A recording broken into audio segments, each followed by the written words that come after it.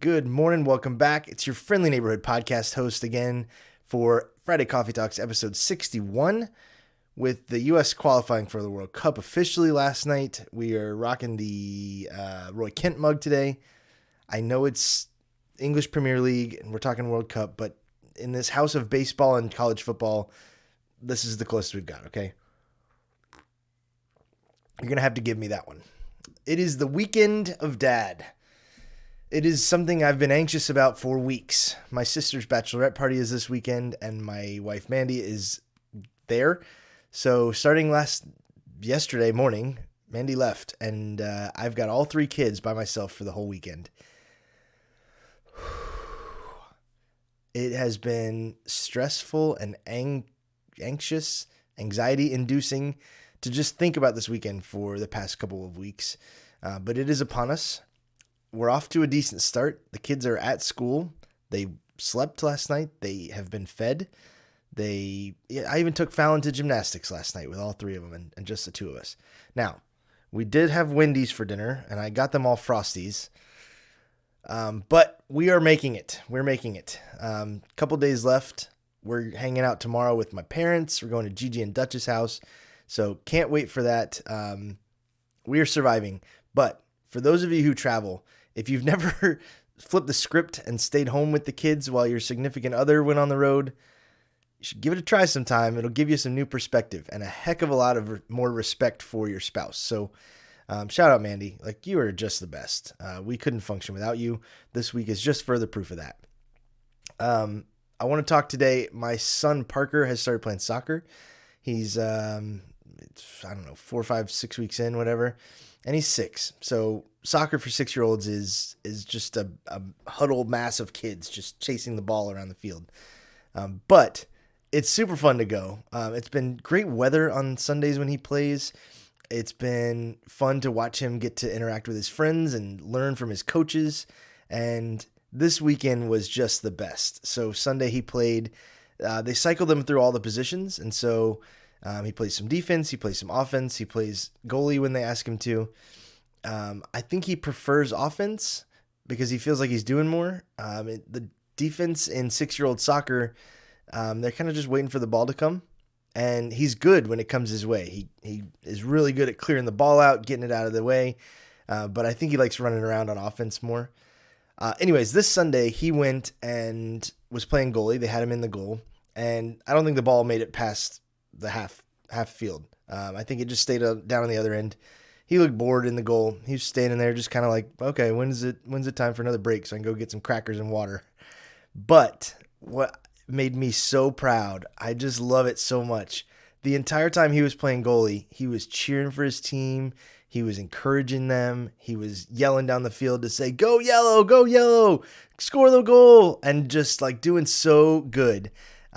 Even to the point that his coaches noticed, and he got a medal. He got a team medal. I guess that's the equivalent in their league of like a game ball.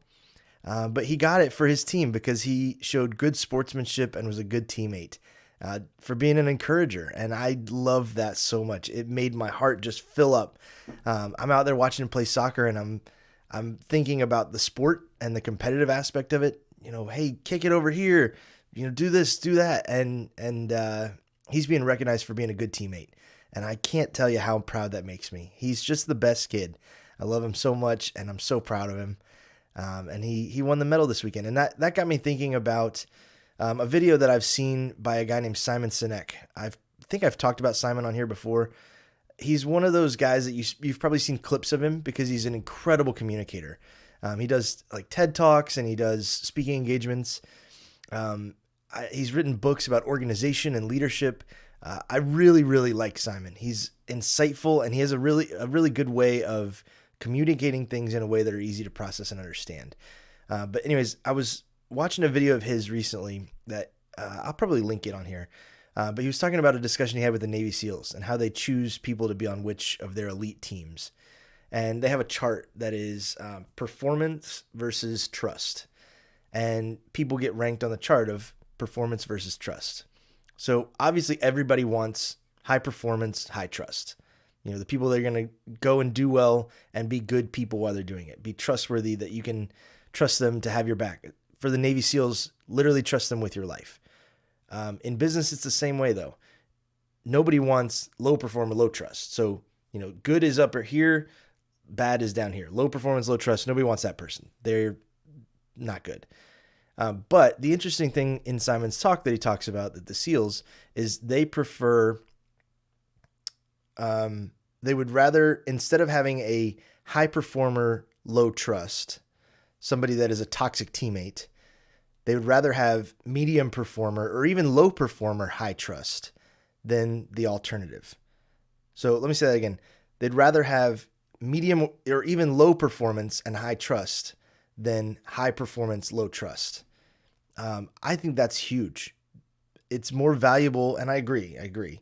It's more valuable to have a good teammate, a good person that you can count on to do the right thing, that's dependable, that you know is going to show up every day and work hard, that's going to do the right thing by your company and your customers, and maybe doesn't achieve as much as some of the other folks, but to have that person versus have somebody that is going to, always do good on the metrics, on the performance indicators, but somebody that's going to be drag the team down morale-wise, that's going to be tough to work with, that's going to be manipulative to people, and have that low trust. And I could not agree more.